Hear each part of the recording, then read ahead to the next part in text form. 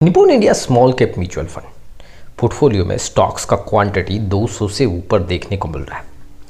अब 200 से ऊपर स्टॉक्स के क्वांटिटी होने के बावजूद भी ये म्यूचुअल फंड क्यों जो बेहतर स्मॉल कैप म्यूचुअल फंड है उससे काफ़ी अच्छा रिटर्न देता हुआ देखने को मिल रहा है, या फिर लॉन्ग टाइम का अगर आंकड़ा देखोगे तो यहाँ पे सबसे ज़्यादा पैसा बनता हुआ भी देखने को मिला है। आज मैं आपके सामने रीज़न रखूँगा कि आखिर ये म्यूचुअल फंड क्यों सर्वाइव कर रहा है और उसके साथ ही साथ ये रिटर्न क्यों अच्छा दे रहा है। हम ये भी जानेंगे कि पिछले कुछ साल में ये म्यूचुअल फंड रिटर्न कैसा दे रहा है। चलिए शुरुआत करते हैं। लेकिन आप में से बहुत ऐसे इन्वेस्टर हैं जिनको पोर्टफोलियो रिव्यू और डिज़ाइन को लेकर प्रॉब्लम है। डिस्क्रिप्शन बॉक्स में आए डिटेल चेक करें और व्हाट्सअप नंबर के थ्रू हमारे साथ जुड़ सकते हैं।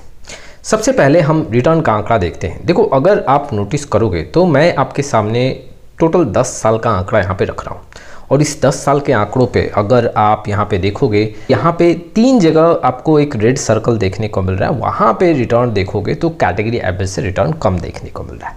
जैसे कि 2 साल और 1 साल का आंकड़ा देखें, हालांकि अगर रिटर्न देखोगे तो कैटेगरी एवरेज से काफ़ी कम नहीं है। जैसे कि 1 साल में देखोगे तो 6.9% का कैटेगरी एवरेज का रिटर्न है, यहाँ पे 6.45% का रिटर्न है। इट मीन्स कि कैटेगरी एवरेज के आसपास का रिटर्न है। अगर वहीं पे 2 साल का आंकड़ा देखोगे तो ये जो रिटर्न है वो 6.32% का है कैटेगरी एवरेज में और यहाँ पे 5.92% का देखने को मिल रहा है। अगर आप नोटिस करोगे, जैसे कि 1 मंथ का आंकड़ा देखोगे तो शॉर्ट ड्यूरेशन में यहाँ पे आंकड़े थोड़े कम देखने को मिल रहे कैटेगरी एवरेज से। अदरवाइज हर एक ड्यूरेशन में, चाहे आप 3 साल के आंकड़ों की बात करो, 4 साल, 5 साल, 7 साल और 10 साल, इस म्यूचुअल फंड ने लगातार कैटेगरी एवरेज को पछाड़ा है। और देखो, जब भी कोई म्यूचुअल फंड अपने कैटेगरी एवरेज से काफ़ी अच्छा खासा रिटर्न आपको बना दे, इट मीन्स कि वो म्यूचुअल फंड काफ़ी बेहतर है।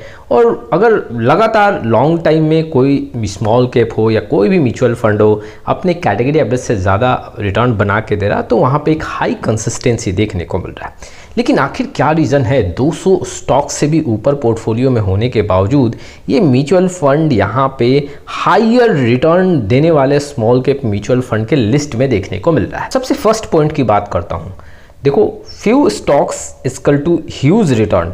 यहाँ पे अगर आप नोटिस करो 200 स्टॉक्स से ऊपर तो यहाँ पोर्टफोलियो में लिस्ट है, लेकिन उसमें से 15 से 20 ऐसे स्टॉक्स हैं जो इस म्यूचुअल फंड के 80% रिटर्न को यहाँ पे इंक्रीज करने में हेल्प करते हैं। मान लो ये म्यूचुअल फंड 6 महीने में यहाँ पे 20% का रिटर्न दे रहा है, तो उस 20% के रिटर्न में से 80% का जो कंट्रीब्यूशन है वो सिर्फ 15 से 20 स्टॉक का ही देखने को मिलता है। मान लो 15 से 20 स्टॉक्स भी काफ़ी चढ़ गए। जैसे कि आप जानते हो स्मॉल कैप में रिटर्न काफ़ी ताबड़तोड़ बनता है, तो अगर उसमें से 15 से 20 स्मॉल कैप भी रिटर्न यहाँ पे 50% या 100% के ऊपर देने लगे और मान लो कि वहाँ पे 80% या 100 ऐसे स्टॉक्स हैं जो नेगेटिव रिटर्न भी दें या फिर कम रिटर्न भी दें, तो भी जो वो 15 से 20 स्टॉक्स है जहाँ पे बम्पर रिटर्न मिला है उसके बेसिस पे म्यूचुअल फंड का आंकड़ा काफ़ी तेज़ी से बदल जाएगा। निपुण India small cap mutual fund के एनएवी में काफ़ी ज़्यादा उछाल देखने को मिलेगा। देखो, इस स्ट्रैटेजी को हम बोलते हैं power low in investing. It means कि बहुत ज़्यादा स्टॉक्स में हम यहाँ पे फोकस तो कर लिए, लेकिन अगर आप देखोगे तो काफ़ी कम स्टॉक से ही उस म्यूचुअल फंड का रिटर्न काफ़ी ज़्यादा देखने को मिल रहा है। दूसरे पॉइंट की तरफ बढ़ते हैं। अगर आप पोर्टफोलियो में जाके देखोगे तो इस म्यूचुअल फंड के अधिकतर स्टॉक्स का जो एलोकेशन है वो 1% से कम देखने को मिलेगा। जी हाँ, कुछ चुनिंदा ऐसे स्टॉक्स हैं जहाँ पे 1% के ऊपर का आपको यहाँ पे एलोकेशन देखने को मिलेगा। बाकी हर एक स्टॉक्स का यहाँ पे 1% से कम एलोकेशन देखने को मिलेगा। MCX की बात करें तो वहाँ पे 2% के ऊपर का आंकड़ा देखने को मिला। HDFC में करीबन 1% के ऊपर का आंकड़ा देखने को मिलेगा। इट मीन्स कि किसी भी एक स्टॉक्स में बहुत बड़ा रिस्क नहीं है। और यहाँ पे मार्केट में अगर कोई स्टॉक्स काफ़ी ज़्यादा टूट भी जाता है तो वो आपके म्यूचुअल फंड के एनएवी में काफ़ी ज़्यादा असर नहीं डाल सकता क्योंकि एलोकेशन कम है। लेकिन अगर कोई स्टॉक्स वहाँ से 3 गुना हो गया, 4 गुना हो गया, 10 गुना पैसा बना के दिया, 100 गुना पैसा बना के दिया, तो वो म्यूचुअल फंड के एनएवी में काफ़ी बड़ा बदलाव कर सकता है। मीन्स कि अगर कोई छोटा एलोकेशन भी हो, जैसे कि मान लो अगर 1% का एलोकेशन का कोई स्टॉक्स है और अगर वो 10 गुना हो गया तो ऑटोमेटिक जो 100 करोड़ का इन्वेस्टमेंट था वो 1000 करोड़ पहुंच जाएगा और उसके हिसाब से देखा जाए तो ऑटोमेटिक वहां पे एलोकेशन बढ़ जाएगा। उसके चलते एनएवी में काफ़ी बड़ा मूवमेंट देखने को मिल सकता है। देखो, निपुण India small cap mutual fund का अगर मैं पोर्टफोलियो का स्टॉक्स का पूरा रिसर्च करूँ तो यहाँ पर ये भी आंकड़ा देखने को मिलता है कि वैसे स्टॉक्स को ये फोकस कर रहे हैं जो काफ़ी अर्लियर स्टेज में है और एलोकेशन काफ़ी बड़ा नहीं है, अर्लियर स्टेज में फोकस किया जा रहा है। अगर वो स्टॉक्स फिगर में जंप लेता हुआ देखने को मिलता है तो वहाँ पे एनएवी में काफ़ी बड़ा चेंजेस देखने को मिल सकता है। तो छोटे एलोकेशन के साथ लेकिन बहुत बड़ा रिस्क ले रहे हैं। अगर मान लो स्टॉक्स गिरता भी है, गायब भी हो जाता है, कंपनी डूब भी जाती है, तो म्यूचुअल फंड के एनएवी में बहुत बड़ा प्रभाव देखने को नहीं मिलेगा, उस पर नेगेटिव इंपैक्ट देखने को नहीं मिलेगा क्योंकि वहाँ पे एलोकेशन कम है। लेकिन अगर वो स्टॉक्स, जी हाँ, क्योंकि काफ़ी अर्लियर स्टेज में वहाँ पे एंट्री हुई है, अगर वो मान लो 50 गुना या 60 गुना बढ़ जाता है, क्योंकि अधिकतर जो स्मॉल कैप स्टॉक्स हैं वो आपको देखने को क्या मिलेंगे, काफ़ी तेज़ी से मूव करते हैं, एक ही महीने में करीबन 50%, कभी 30% का रिटर्न देखने को मिलता है।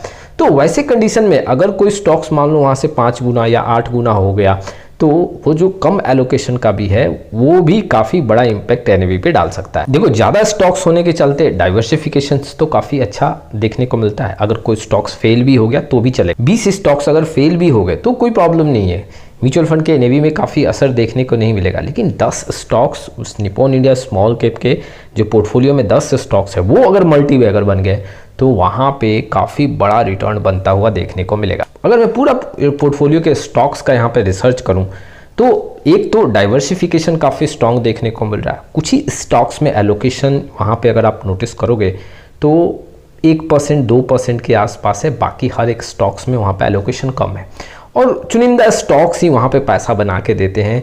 70 से 80% का जो return Nippon India small cap mutual fund का देखने को मिल रहा है वो कुछ चुनिंदा स्टॉक से ही देखने को मिल रहा है। बाकी सारे जो स्टॉक्स हैं उनका जो रिटर्न है या तो ना के बराबर है या वहाँ पे नेगेटिव रिटर्न देखने को मिल रहा है। और कोई अगर स्टॉक्स काफ़ी बड़े फिगर में जंप लिया तो वो म्यूचुअल फंड के एनएवी पे तो असर डालता ही डालता है, लेकिन अगर वो उल्टा मूव करता है तो वो नेगेटिव काफ़ी कम वहाँ पे दबाव डालता है। तो बहुत ऐसे इन्वेस्टर मेरे से बोलते हैं कि Nippon India small cap mutual fund में स्टॉक्स का क्वांटिटी काफ़ी ज़्यादा है, फिर भी यहाँ पे पैसा बन रहा है, क्या आगे अब यहाँ पे रिटर्न कम देखने को मिलेगा? तो देखो, मेरा एक मानना ये है कि जो यहाँ पे स्मार्ट स्ट्रैटेजी पोर्टफोलियो में देखने को मिल रहा है आगे भी इस म्यूचुअल फंड के रिटर्न को इंक्रीज कर सकता है। उसके साथ ही साथ अगर आप नोटिस करोगे तो जो यहाँ पे बाइंग और सेलिंग का स्ट्रैटेजी है वो भी काफ़ी इन्वेस्टर के लिए सूटेबल है।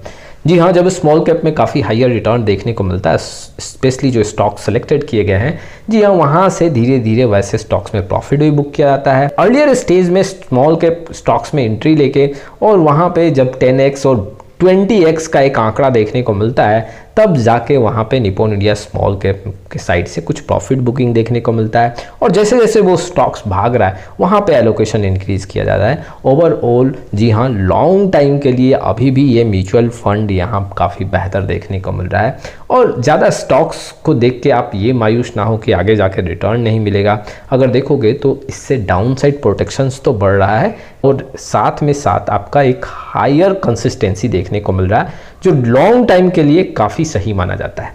अब मैंने अपने साइड से आपके सामने विश्लेषण रखा कि आखिर पोर्टफोलियो में जो ज़्यादा स्टॉक्स हैं इससे कैसे बेनिफिट मिल रहा है, रिटर्न कैसे हाई हो रहा है। आपका क्या कहना है इस पॉइंट को लेके कमेंट बॉक्स में जरूर आए। आज के लिए बस इतना ही, फिर मिलेंगे एक नई वीडियो के साथ, तब तक के लिए जय हिंद, जय भारत।